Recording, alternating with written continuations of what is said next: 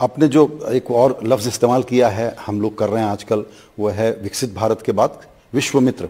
उसके बहुत सारे टुकड़े अलग अलग हैं, लेकिन वहाँ ठीक से पहुँचने के लिए चाइना एक बड़ा इशू है। आपने अपनी किताब में लिखा भी है कि 3 म्यूचुअल्स जो हैं, म्यूचुअल इंटरेस्ट, म्यूचुअल सेंसिटिविटी और म्यूचुअल रिस्पेक्ट, इन तीनों पे हम लोगों को काम करने की ज़रूरत है, दोनों को समझने की ज़रूरत है।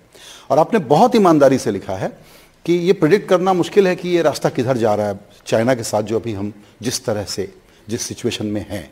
इस पे थोड़ी क्लैरिटी हमको चाहिए, क्योंकि कल ही आपका बयान में देख रहा था जिसमें आपने कहा था we have no need to fear China, but how are you managing China?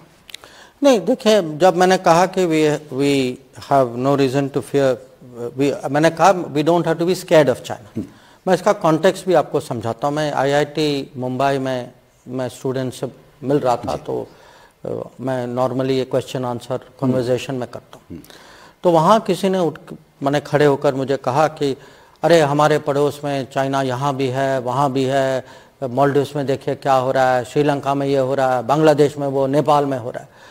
अब मुझे लगा कि जिस तरीके से वो प्रश्न पूछा गया, जो भावनाएं जो थी, ऐसा लग रहा था कि जैसे माने वो हम में वो compete करने की माने आत्मविश्वास और क्षमता नहीं है, और मैं उससे सहमत नहीं हूँ। मुझे लगता, अगर मैं आपको आज का एक किस्म से असेसमेंट दे सकता हूँ आज, क्योंकि इस पे प्रेस मीडिया जो है खासकर काफ़ी लिखती है कि कुछ कहीं हमारे अगल बगल में कुछ हो जाए तो वो तुरंत लिख देते हैं कि India is losing, China is moving forward.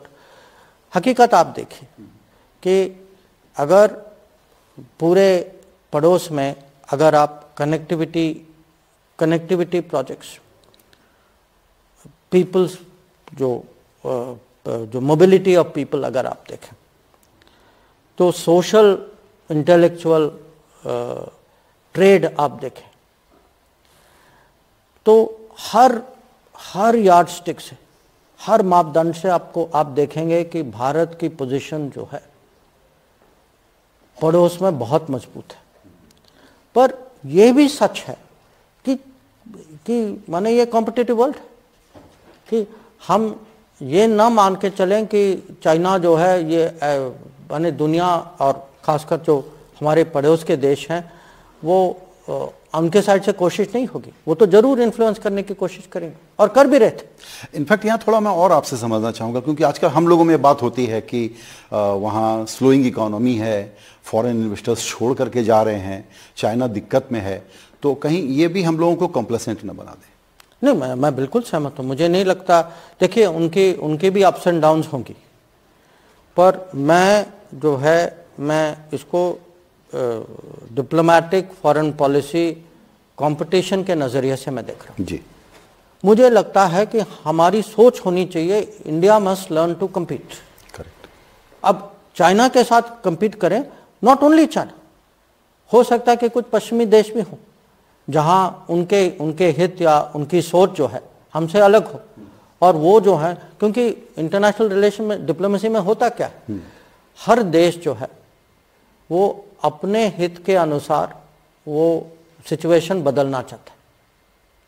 अगर मेरी आपकी सोच अलग हो, आप चाहेंगे कि वहाँ आपकी चले, मैं चाहूँगा कि मेरी चले जी, तो ये कंपटीशन होगी, ये कंपटीशन स्वाभाविक।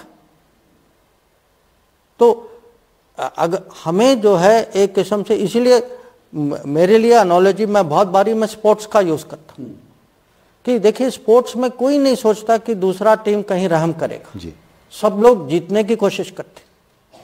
तो हमें वो माइंडसेट ले जाना चाहिए कि, और कुछ देश ऐसे हैं चाइना के साथ कंपटीशन थोड़ा ज़्यादा होगा क्योंकि वो भी राइजिंग पावर है, हम भी हैं, तो जो राइजिंग पावर्स के बीच में जो कंपटीशन होती है वो थोड़ी